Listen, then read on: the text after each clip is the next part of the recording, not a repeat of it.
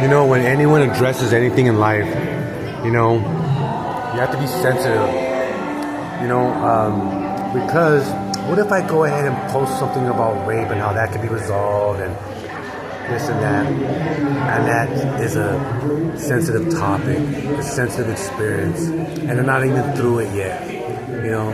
So that's why God is so wise in terms of like when you share certain things, you gotta share it privately, you know what I mean, with those type of things. How about if I start talking about, you know, human trafficking, things like that, and someone, or even, how about I talk about someone that they love passed away, and I do a testimony online honoring that person. But you know what? The priority is to share with that person first, directly, privately. Even though I'm saying something honorable and doing a memory lane, heart to heart, you know, go down memory experience and stuff like that, the wisest thing is, though, you have to be sensitive to what? To who they lost. Because maybe they're not over it yet. Maybe that is too touching at that form right now, even though that person passed away years ago, you know. So that's the lesson in terms of what I was wrong in at certain areas of, wow, let me honor this person because now I realize this person passed away. Let me honor this person.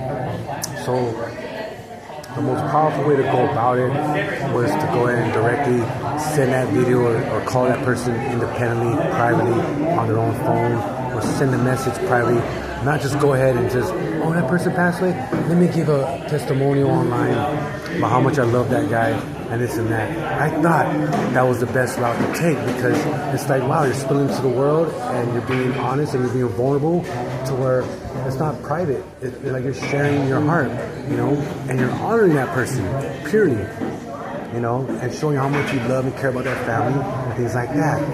But say if they lost their daughter and they're still not ready to go through all that again.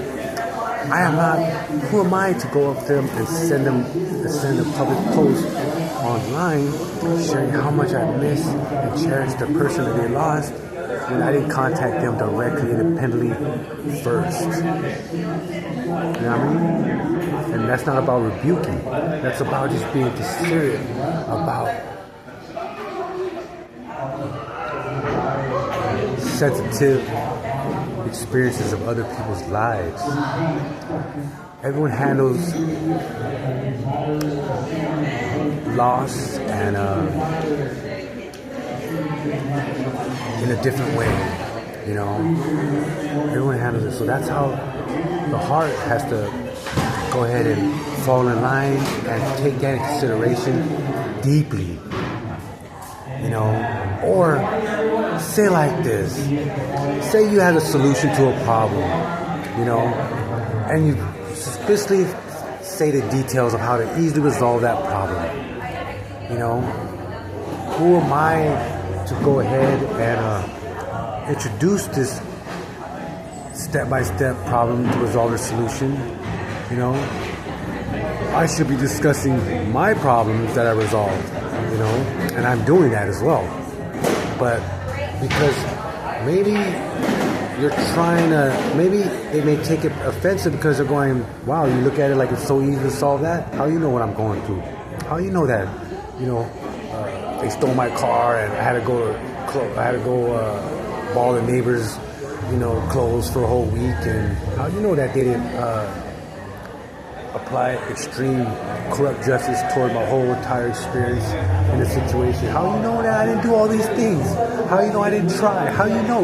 So that way you may have a solution, but you have to embrace that person directly first, especially if you're going to try to talk about someone else's problem and how you could easily resolve it, but you don't know what's setting them back from resolving it. You know what I mean? So that sensitivity and that type of identification of the heart and of God